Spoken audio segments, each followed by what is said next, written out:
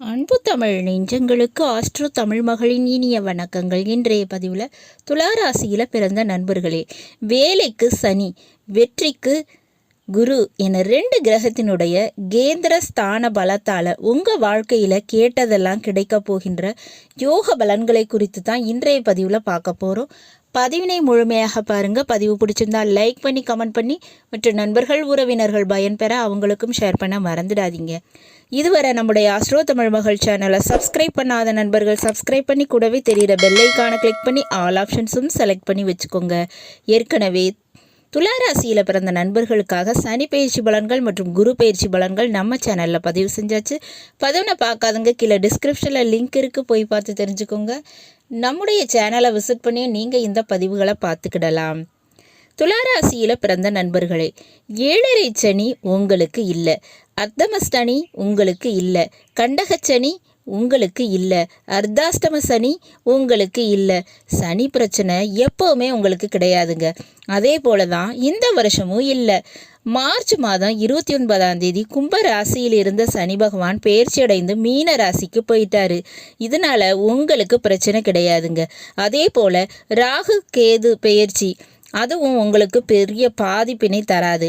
ஆனால் குரு பெயர்ச்சி அப்படின்றது மிகுந்த யோகத்தினை கொடுக்க போகுது. காரணம், உங்கள் துளாராசிக்கு 8ஆம் வீட்டில் அமர்ந்திருக்கக்கூடிய குரு பகவான் மே மாதம் பெயர்ச்சியாகி மிதுன ராசிக்கு போயிடுறாரு. அப்படி மாறக்கூடிய குருவினுடைய 5ஆம் பார்வையானது உங்களுக்கு கிடைக்குதுங்க. குரு பகவானுடைய வீடான மீன ராசியில் சனி அமர்ந்திருக்கிறார். அது உங்களுக்கு 6ஆம் வீடு. 6ஆம் வீடுங்கிறது வேலையை குறிக்கிறது. அப்போ வேலையில் சனி பகவான் இருக்கிறாரு.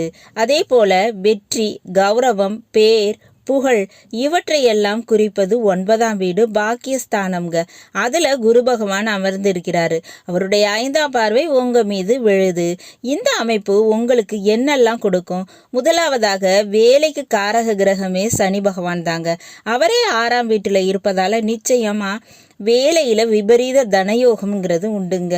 வேலை என்ற ஒரு விஷயம் உங்களுக்குரிய வேலையாக இருக்கலாம், அல்லது உங்கள் வாழ்க்கை துணைக்கு ஒரு வேலை கிடைக்கிறதாக இருக்கலாம், அல்லது உங்கள் உடன் பிறந்தவங்களுக்குரிய வேலையாக இருக்கலாம், அல்லது உங்கள் பிள்ளைகளுக்கு உரிய வேலையாக இருக்கலாம். அப்போ வேலை என்பது இருக்கும், வேலைங்கிறது இல்லை, அதனால் குடும்பத்தில் பிரச்சனை, வேலைங்கிறது இல்லை, அதனால் வருமான பிரச்சனை, கடன் பிரச்சனை, இப்படியெல்லாம் வேலையை மையப்படுத்தி எழக்கூடிய அனைத்து விதமான பிரச்சனைகளும் இனி தீர்ந்து போகும். 2025 சனி பகவான் இந்த விஷயத்தையெல்லாம் சரி செய்து விடுவார். இது முதல்ல விஷயங்க. 2ஆவதாக கடன் கட்டுப்படுத்தப்படும். கண்டிப்பாக கையில் காசு பணம் இல்லை, அதனால் வீடு கட்ட முடியல, காசு பணம் கையில் இல்லை, அதனால் கல்யாணத்தை நடத்த முடியலை அப்படின்னு இருக்கக்கூடிய உங்களுக்கு அந்த காசு பணம் கிடைக்கும். அதுக்குரிய தருணங்க இது. நிச்சயமாக எதிர்பார்த்த இடத்துல பண உதவி கிடைக்கும், பேங்க் லோன் கிடைக்கும். இதுக்கு அதிகமாக வாய்ப்பு இருக்குங்க. அடுத்ததாக குரு பகவான் அமர்ந்திருக்கக்கூடிய மிதுனத்துக்கு 10ஆம் வீடு தாங்க இந்த மீன ராசி. அதில் சனி பகவான் இருக்காரு. அதுபோல் மீன ராசிக்கு 4ஆம் வீடு மிதுன ராசி, அதில் குரு இருக்காரு. அப்போ 2 கிரகமும் கேந்திர அமைப்பில் இணைந்து இருக்காங்க. உங்கள் 9ஆம் வீட்டில் குரு இருக்காரு. ஓடி போனவனுக்கு 9ல் குருன்னு சொல்லுவாங்கங்க. அந்த மாதிரி நிச்சயமாக இந்த துளாராசியில் பிறந்தவங்களுக்கு தலை போகும் அளவுக்கு இருக்கக்கூடிய பிரச்சனைகள், உங்கள் தன்மானத்தை சீண்டி பார்க்கும் பிரச்சனைகள், உங்களுக்கு தலை குனிவை ஏற்படுத்தக்கூடிய பிரச்சனைகள், இந்த மாதிரியான பிரச்சனைகள் அனைத்தும் தவிடு பொடியாகும். அந்த பிரச்சனைக்கு காரணமாக இருக்கக்கூடியவங்க காணாம போயிடுவாங்க. அப்படிப்பட்ட நிலைப்பாடுங்கிறது நிச்சயமா ஏற்படுங்க. அதனால இழந்த கௌரவம், இழந்த பேர், இழந்த புகழ் மீண்டும் கிடைக்கும். பதவி யோகம், குடும்பத்தில் வாரிசு யோகம், இந்த 2ம் கண்டிப்பாக இருக்குங்க. பதவி யோகம், வாரிசு யோகம் என்ற இந்த இரட்டை யோகத்தை நீங்கள் அனுபவிக்க போகிறீங்க.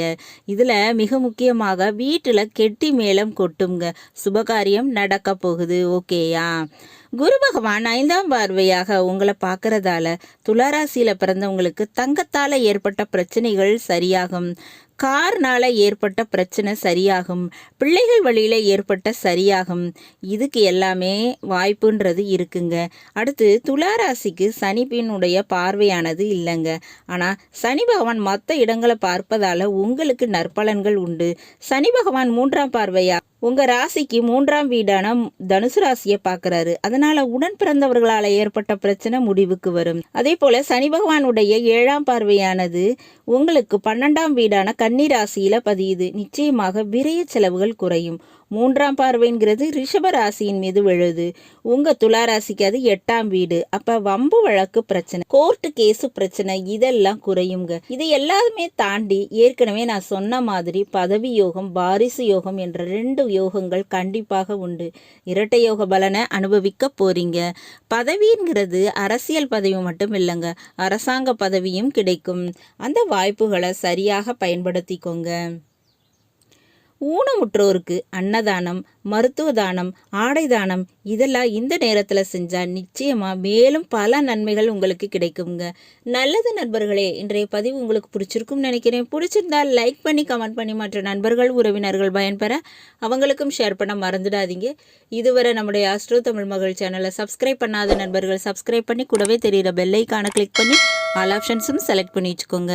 மீண்டும் நல்லதொரு வாய்ப்பினில் உங்கள் அனைவரையும் சந்திக்கிறேன். அதுவரை ஆஸ்ட்ரோ தமிழ் மகளின் அன்பு கலந்த வணக்கங்கள். நன்றி.